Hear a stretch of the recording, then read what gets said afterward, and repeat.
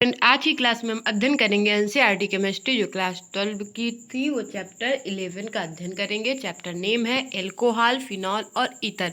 इसमें हमें 3 ग्रुप पढ़ने हैं, एल्कोहल, फिनॉल और ईथर। ये पार्ट 1 है, तो हम आज पार्ट 1 में एल्कोहल के बारे में सबसे पहले पढ़ेंगे। तो एल्कोहल के बारे में सबसे पहले हम इसके वर्गीकरण के बारे में पढ़ेंगे, ठीक है। फिर इसके निर्माण की विधियां पढ़ेंगे, भौतिक गुण और रासायनिक गुणों के बारे में पढ़ेंगे।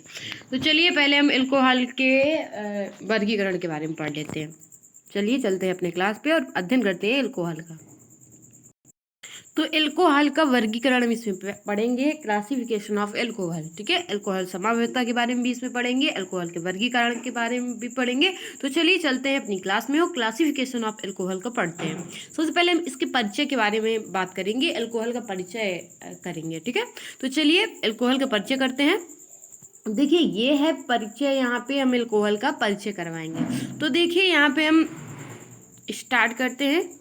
तो देखिए जब किसी एल्केन में से जो हाइड्रोजन आता है, ठीक है, उसके स्थान पर अगर OH ग्रुप आ जाए, ठीक है, हाइड्रोजन उसके साथ लगा होता है एल्केन के साथ, लेकिन अगर उसके स्थान पर OH ग्रुप आ जाता है तो उसे हम लोग एलिफैटिक एल्कोहल कहते हैं। उसे ही हम लोग क्या कहते हैं, एलिफैटिक एल्कोहल।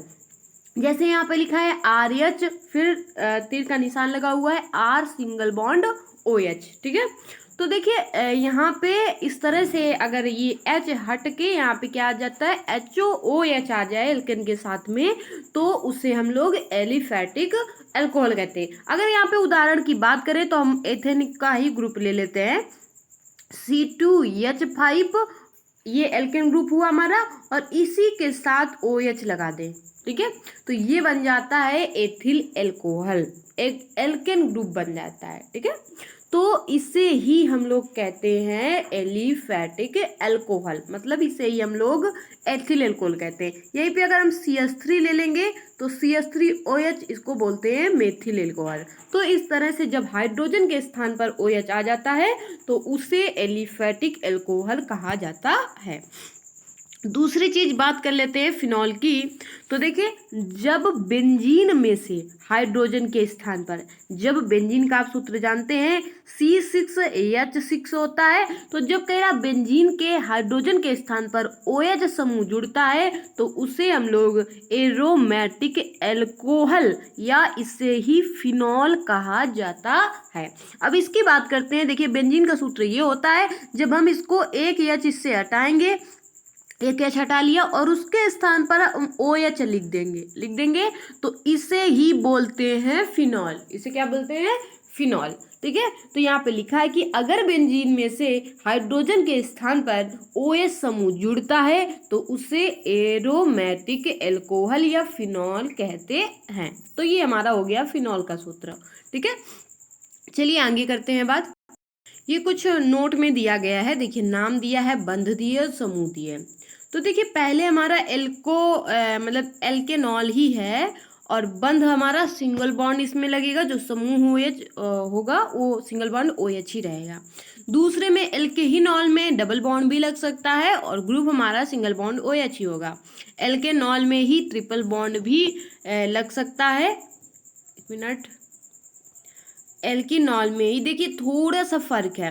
पहले फर्क था केवल इसमें A का फर्क, A था एल्केनॉल, यहाँ पे थोड़ी बस E का फर्क है, ठीक है। तो वहां पर क्या उसको बोलते हैं, एल्कीनॉल, ठीक है। यहाँ पे एल्केनॉल, इसको बोलते हैं एल्कीनॉल। एल्कीनॉल में हम डबल बॉन्ड लगा देते हैं, ग्रुप वही रहता है, सिंगल बॉन्ड OH। अब देखिए थोड़ा सा फर्क है यहाँ पे, एल्काइनॉल, ठीक है, एल्काइनॉल हो जाएगा तो यहाँ पे ट्रिपल बॉन्ड लगेगा। एल्काइनॉल अगर आ गया तो यहाँ पे ट्रिपल बॉन्ड लगेगा और बॉन्ड वही होगा, सिंगल बॉन्ड OH।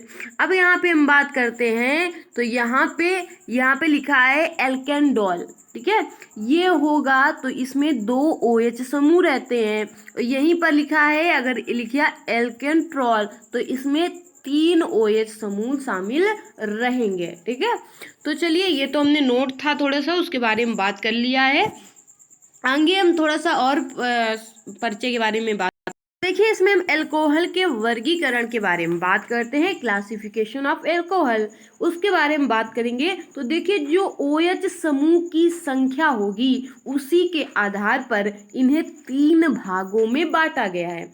पहला भाग जिसको बोलते हैं मोनोहाइड्रिक एल्कोहल, जिसमें केवल एक एल्कोहल हो उसे हम लोग बोलते हैं मोनोहाइड्रिक एल्कोहल। तो चलिए हम पढ़ लेते हैं इनके प्रकारों को। देखिए इसमें लिखा भी है मोनोहाइड्रिक एल्कोहल, जिसमें एक केवल हो OH समूह उसे हम लोग मोनोहाइड्रिक एल्कोहल कहते हैं। तो R सिंगल बॉन्ड OH इसे एल्केनॉल भी बोलते हैं, और यहीं पे अगर R की जगह में एल्केन ग्रुप ले लेते हैं तो CH3OH जिसे हम मेथेनॉल बोलते हैं।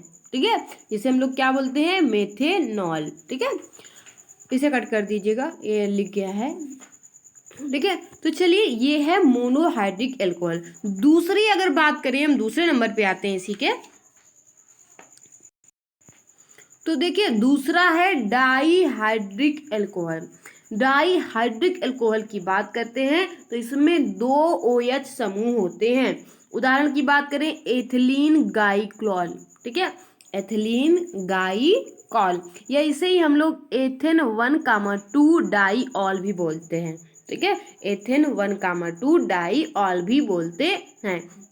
और इसी में जब हम बेंजीन वाला ग्रुप ले लेंगे तो इसी में हम लोग बेंजीन 1,2 डाईऑल बोलेंगे। जब अगर बेंजीन में हम जोड़ेंगे ऑल ग्रुप तो उसमें हम बेंजीन 1,2 डाईऑल बोलेंगे। ठीक है, चलिए आगे हम बात कर लेते हैं इसके थर्ड पॉइंट की। तो थर्ड पॉइंट में आ जाता है ट्राईहाइड्रिक एल्कोहल। इसमें 3 OH समूह होते हैं। जैसे बात करें तो ग्लिसरॉल। ठीक है, ग्लिसरॉल को हम लोग प्रोपेन 1,2,3 ट्राईऑल भी बोलते हैं। वहीं में अगर हम बेंजीन ग्रुप में ले लेते हैं, ये तो हमने एल्केन ग्रुप में लिया है, अगर बेंजीन ग्रुप में ले लेंगे तो बेंजीन ग्रुप में इसे बोलेंगे 1,2,4 ट्राईऑल। ठीक है, तो चलिए आगे बात करते हैं। देखिए मोनोहाइड्रिक एल्कोहल को पुनः निम्न प्रकार से वर्गीकृत करते हैं। वे यौगिक जिनमें C single bond OH bond में sp³ संकरण होता है उसे हम लोग मोनोहाइड्रिक एल्कोहल कहते हैं। ठीक है, इस तरह से भी हम वर्गीकृत कर सकते हैं इसे, और इन्हें निम्न प्रकार से वर्गीकृत करते हैं। ये 3 प्रकार के होते हैं। पहला प्राथमिक एल्कोहल, दूसरा द्वितीयक एल्कोहल, तीसरा होता है तृतीयक एल्कोहल। प्राथमिक एल्कोहल को हम लोग 1 अंश एल्कोहल भी बोलते हैं, दूसरे द्वितीयक एल्कोहल को 2 अंश एल्कोहल बोलते हैं, और तृतीयक एल्कोहल को हम लोग 3 अंश एल्कोहल बोलते हैं। तो ये हमारा हो गया प्राथमिक एल्कोहल, द्वितीयक एल्कोहल और तृतीयक एल्कोहल। sp³ की आधार पर पहला हमने देखा कि उसको 3 भागों में हमने बांट किया एल्कोहल को। दूसरे अगर इसमें नंबर की बात करें तो दूसरा पॉइंट इसका है बेंजिलिक एल्कोहल। जब OH समूह बेंजीन वलय से जुड़े sp³ संकरित कार्बन से जुड़ा होता है तो उन्हें हम लोग बेंजिलिक एल्कोहल कहते हैं। तीसरे अगर इसी की पॉइंट की बात करें तो एलिलिक एल्कोहल। एलिलिक एल्कोहल जब OH समूह कार्बन कार्बन द्विबंध के निकटवर्ती उस कार्बन से जुड़ा होता है जिसका संकरण sp³ हो तो उन्हें हम लोग एलिलिक एल्कोहल कहते हैं। जैसे कि अगर बात करेंगे CH3 double bond CH single bond CH2 single bond OH, यही है एलिल एल्कोहल। ठीक है, इसे हम लोग प्रोपेन 2 ऑल भी बोल सकते हैं। ठीक है, प्रोपेन 2 प्रोपेनॉल भी बोल सकते हैं। ठीक है, तो चलिए आगे बात कर लेते हैं दूसरे पॉइंट। देखिए इसमें बात करते हैं तो वे यौगिक जिसमें C सिंगल बॉन्ड OH बंद होता है, जैसे वाइनिल एल्कोहल। ठीक है, इसकी बात करें तो CH2 double bond CH single bond OH। ठीक है, इसे हम लोग एथेनॉल बोलते हैं। आगे एरिल एल्कोहल की बात करेंगे तो एरिल एल्कोहल के अंतर्गत आता है फिनॉल।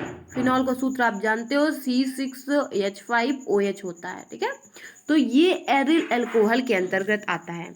आगे वहीं पे अगर समावयवता की बात कर लेते हैं तो समावयवता हम बात करेंगे तो एल्कोहल व ईथर एक दूसरे के क्रियात्मक समावयवी होते हैं। अल्कोहल व ईथर एक दूसरे के क्रियात्मक समावयवी होते हैं। जो अल्कोहल होते हैं और ईथर होते हैं वो दोनों ही एक दूसरे के क्रियात्मक समावयवी होते हैं। और क्योंकि दोनों का समान सूत्र जो होता है वो CnH2n+2O होता है, ठीक है, इसलिए इसे समावयवता बोलते हैं। ठीक है, तो यहीं से जो हमारी आज की क्लास थी वो फिनिश होती है। अगली क्लास में हम एल्कोहल के जो निर्माण की विधि होगी उसके बारे में पढ़ेंगे। उसका निर्माण की उसकी विधियां पढ़ना है हमें। ठीक है, अल्कोहल के निर्माण की विधियां, तो उसके निर्माण की जो विधियां हैं वो हम अगली क्लास में अध्ययन करेंगे। तो आज की क्लास हमारी ज़्यादा बड़ी नहीं है, छोटी सी है। ठीक है, तो चलिए आज की क्लास हमारी यहीं से होती है एंड। अगली क्लास में हम अध्ययन करेंगे अल्कोहल के निर्माण की विधि।